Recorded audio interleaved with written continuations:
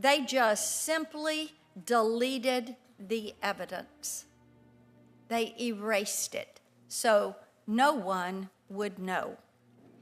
In one user review, Meta's Horizon Worlds was dubbed, and I quote, "the pedophile kingdom," end quote.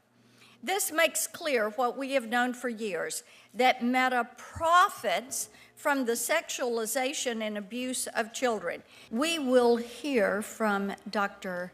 Jason Satizan and Ms. Casey Savage.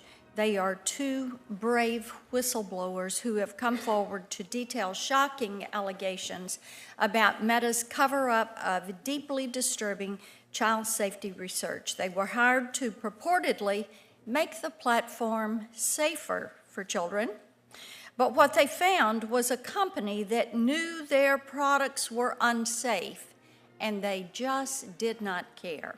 Nearly 4 years ago, I held my first hearing with a Meta whistleblower who detailed how Meta exploits our children online simply to maximize user engagement and boost their profits. Since then, we've seen a national movement of parents, legislators, whistleblowers, and children that have said, enough is enough. Our children are more precious than the interest of depraved big tech CEOs, and that Congress must pass the bipartisan Kids Online Safety Act. After all these years, Meta continues to knowingly allow exploitation and harms to children on their platforms. I'm incredibly grateful that individuals are still willing to come forward and shine a light on Meta's disturbing, willful, and intentional actions. Mark Zuckerberg has promised that, and I'm quoting him, "in the metaverse, you'll be able to do almost anything you can imagine," end quote. And for once, Mr. Zuckerberg's statement rings true. That is, for predators, for pedophiles, for groomers, for traffickers, and all kinds of disgusting bad actors. As these whistleblowers will explain, the metaverse has become the Wild West for criminals who prey on our children. As our witnesses will tell us today, virtual reality can be incredibly dangerous for children, specifically because of the immersive nature of the technology. Children have a much harder time processing the difference between violence and abuse in the physical and virtual spaces. In other words, when their avatar on Meta's virtual reality platform is or harassed, children experience that trauma as if it is actually happening to them. Let's be clear, virtual reality is reality. These harms are real, and this abuse happens every single day, every day, on Meta's reality platforms. One employee stated on an internal message board in 2017, and again, I quote, "We have a child problem, and it's probably time to talk about it," end quote. That was 2017. One of their employees stating, "We have a child problem." But years later, Meta's C-suite has zero interest in these findings. According to these whistleblowers, Meta executives decided they didn't want to see research detailing how harmful their products are to children. So they unleashed their attack dogs within Meta Legal on the research teams, intent on creating a rosy picture of their products. Meta Legal manipulated research methods and buried negative data. Meta instructed researchers to avoid asking teen survey participants questions which might lead them to discuss harms they've experienced because of Meta's design. And when their suppression didn't work, they just simply deleted the evidence. They erased it so no one would know.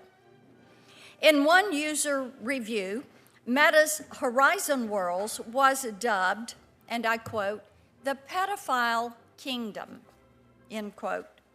This makes clear what we have known for years, that Meta profits from the and abuse of children. If you need another example, look at the recent report that Meta's own internal guidelines allowed AI chatbots to engage in sensual conversations with children. Their refusal to protect children and to instead profit at the expense of kids' safety, this is revolting. It is heinous conduct. Again, I want to thank the two whistleblowers that are here with us today and the other whistleblowers who have come forward who are not here. I know that this was not an easy decision for either of you, but what you're doing brings us one step closer to holding these big tech platforms accountable. We have parents in the room today. Parents all across the nation are speaking out, and we thank you. And to Maureen, Brian, Mia, Christine, those parents that have lost their children to social media harms, we're grateful that you're here and grateful for your passion to make sure that no parent ever has to experience the trauma that you have experienced. With your help, we will get the Kids Online Safety Act passed, and we will get it to the President's desk, and we will hold big tech accountable. Ms. Savage, let me start with you. You talk about Meta's refusal to acknowledge the harms, but I think many people who are watching this hearing today don't know what those harms would be. So just very quickly, let's talk about if you were an 8-year-old girl and what you would experience in an unsafe situation in the metaverse. Thank you. I think it's important to start by describing briefly what it's like to use VR, especially because a lot of parents haven't. So, you're wearing a headset on your head, it's strapped to your face, and it completely obscures your vision and your hearing. So you can no longer see the real world around you, which can also feel very vulnerable because, people can come up behind you in real life. And this means that some of the experiences in VR can feel heightened because you're already feeling vulnerable. VR is designed to be immersive and embodied. That's its appeal. And so when you experience things in VR, they feel meaningfully more real, psychologically more real than if you were to experience that same thing on a television.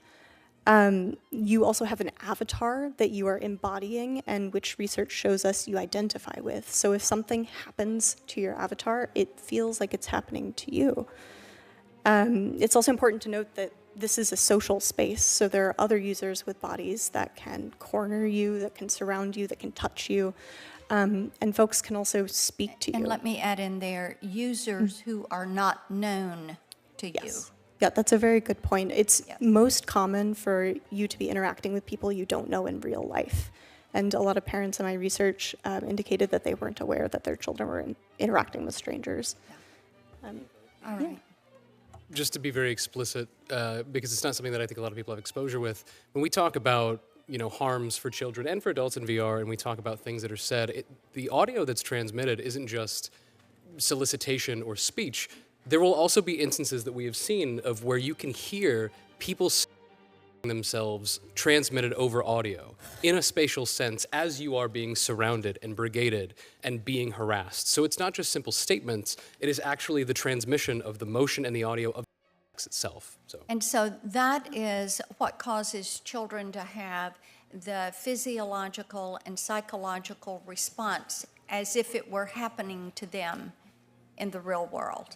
Yes, exactly. Visually and auditorily, it feels real. Okay.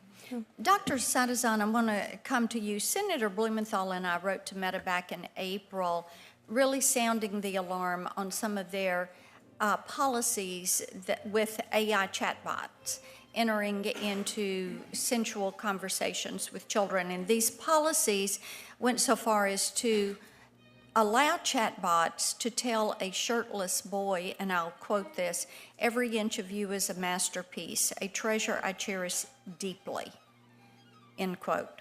So you've been through this process at Meta, dealing with them. Does it surprise you that they would allow their chatbots to engage in these conversations with children?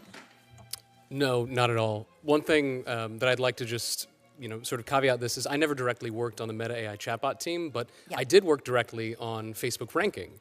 And to not get in the tech weeds with this, Facebook ranking or ranking in general is sort of a sibling to artificial intelligence. It's actually something that's included with AI algorithms. And when I worked on the Facebook ranking team, I was working on how algorithms could be used to keep people safer whenever they see things that are shown to them in Marketplace, they see content, we take it away, etc. Ranking is something that uses, generally speaking, more structured data that is easier to control for safety. And even when I was working on ranking, that was something that when I would try to work on the teams to improve safety, they were unable to do. Okay, let me ask you this. Sure. Talking about algorithms, I know Meta has said TikTok is their main competitor. So is Meta intentionally intensifying their algorithms in order to be able to compete more closely with TikTok? It is so much sillier than that.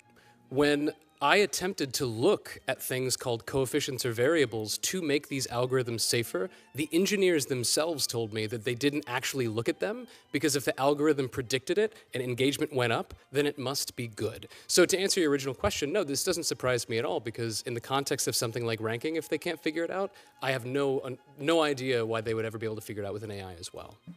Got it. I want to follow up on what you were saying. Here's the Oculus headset box. And we know that only 2% of parents use the parental controls. So when I got this, I went through looking for where are the parental controls. I have 2 grandsons. I know that they enjoy this. And right here on the bottom of the box is one tiny QR code, one SKU, right here, one code. And that is what a parent would have to go to after they put their glasses on to try to find this thing and then find that that is something that they can scan and then pull this up. I would just be curious, do we have any of the lobbyists for the social media platforms in the room today?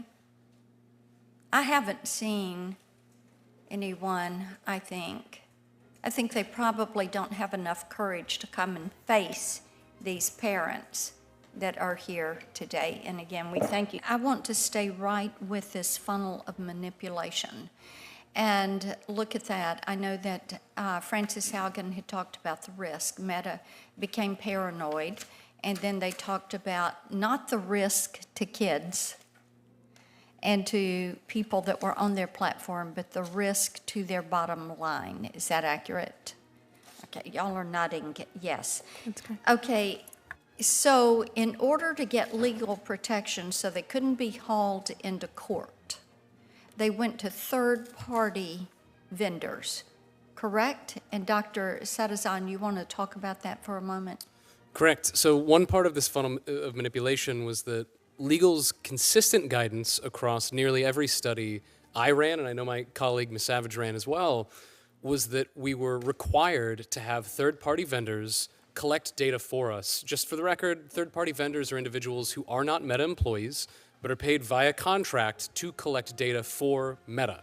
The explicit expressed reason that legal was telling us to have third-party vendors collect the data was so that the data could be erased if they found anything that was, quote, too sensitive. So therefore, before they being would have passed some on. protection Correct. and some distance and would not have that liability. Correct. Okay.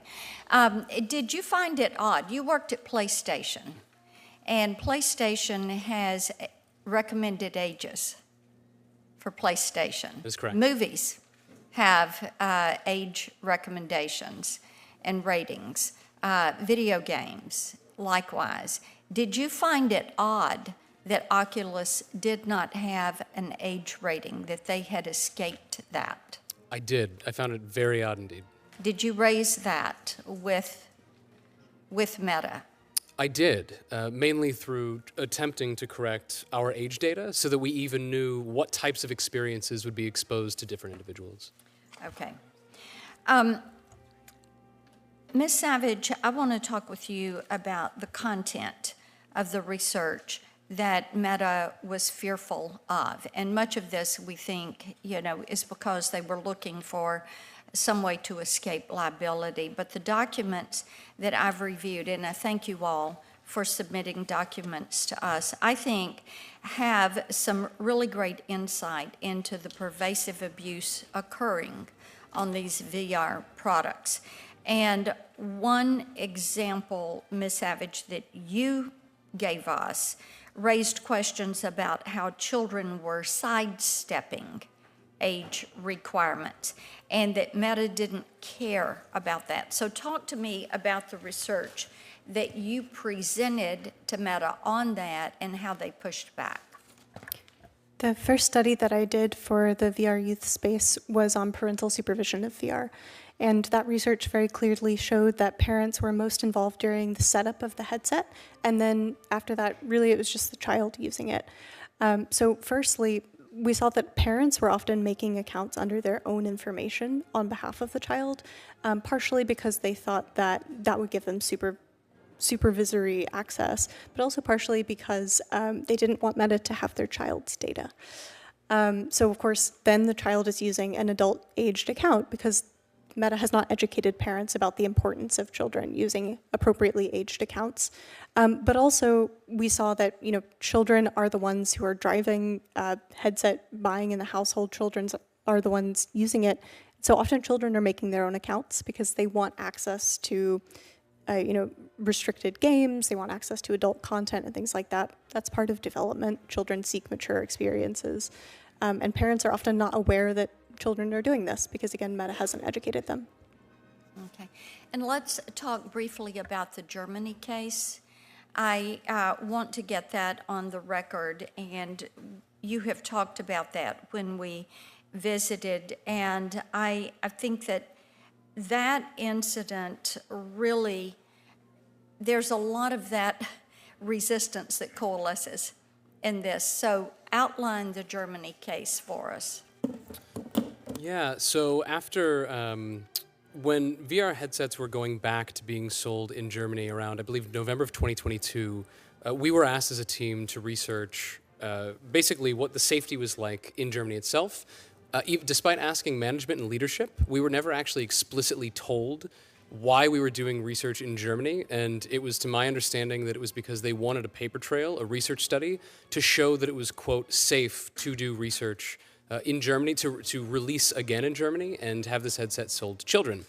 When we went to a German family's house to have an interview with this family, a young mother, one of her children, we were interviewing about how they use these headsets, and her son began discussing how another member of their family, an underage, I believe he was around 8 or 9 years old, his younger brother was propositioned, was asked for photos, had all sorts of harm occur to him when he was using the headset privately, and the mother was horrified. In fact, actively, even when Meta tried to in real time shut down the questioning by the moderator because they didn't like the data they were collecting, the mom kept asking for the son to talk about it. She was giving explicit consent in order to understand what is going on with my family in this case. Despite that fact, afterwards, we were asked to delete all of our notes and recordings of it happening, and we did not discuss it again after that. Let me ask you this, and my time has expired, but has Meta been sued by the EU for any privacy violations? But you can submit that. I can submit so that I can get that on the record. I wanted to ask you, you mentioned that bonuses were given on user engagement, correct? Correct. Were bonuses ever given for creating safety protocols? To answer that question, I was instructed over years for my safety and integrity work leading to protocols to be tied solely to engagement. So, in my professional opinion, engagement is not the best measure of if people are safe. It's if people are safe. Yet, from management and leadership, we were told repeatedly that safety initiatives had to be tied to user engagement. There you go. And did you get the sense that Mr. Zuckerberg was intimately involved in decision-making around the suppression of child safety research? Would it be helpful to describe what the company used to be like before 2021? I believe so. So when I joined the company in 2018, we used to do things called Zuck reviews. This is when Mark Zuckerberg would come to us or to a team and say, "Hi, I'd like you to do a presentation on marketplace safeties, Facebook dating, etc." When I joined in 2018, I would be in those reviews. I would make a slide. I was asked to contribute to those reviews. And magically, after Frances Haugen's disclosure in 2021, those Zuck reviews went away. Management and leadership still told us that they would have reviews with him about sensitive topics, but it was never directly stated if he saw your work. The reason that we were told from management and leadership was because they didn't want to have a trail of knowing that he was reviewing sensitive information. But because we were reviewed and our performance was reviewed on if higher-ups had seen this stuff, management would look at the two of us and say, "Hey, it's going up to the higher-ups." If it was the CTO, if it was the VP or anybody else, they would use their name. And if it went up to Mark Zuckerberg, they'd say, "Hey, it went up the chain to leadership." But I don't know if you had another example for that. After 2021, that's the only thing that changed. It was only the absence of Mr. Zuckerberg's name. So, in essence, what they did was change the culture to insulate themselves so they would not be sued by parents or by others. They suppressed the research. They used third-party vendors to put up a wall. And again, what we have seen them do is to put profit over children, and they have used children as a profit center when those children are online, regardless of the harms. I want to thank you all. You've been excellent witnesses, and we are very grateful. We would invite, I joined Senator Blumenthal, if someone from Meta, and I'm sure they are all watching this and they're texting one another back and forth or signaling so they don't get caught, if they want to challenge what they've heard today, I would encourage them to come forward. I think that they see there is truly bipartisan anger, not only with Meta, but with these other social media platforms and virtual reality platforms and chatbots that are intentionally, knowingly harming our children. And this has got to stop. Enough is enough. We are intent on passing the Kids Online Safety Act. I think today has really laid out more of the reason for doing that. We will continue to submit questions to you for the committee. That will go through Tuesday, September 16th at 5 p.m. We would ask that you respond in a timely manner within a week to those questions. We're grateful to you all. We're grateful to the parents and this hearing. Yes, you go right ahead. Hearing adjourned. Thank you. Thank you.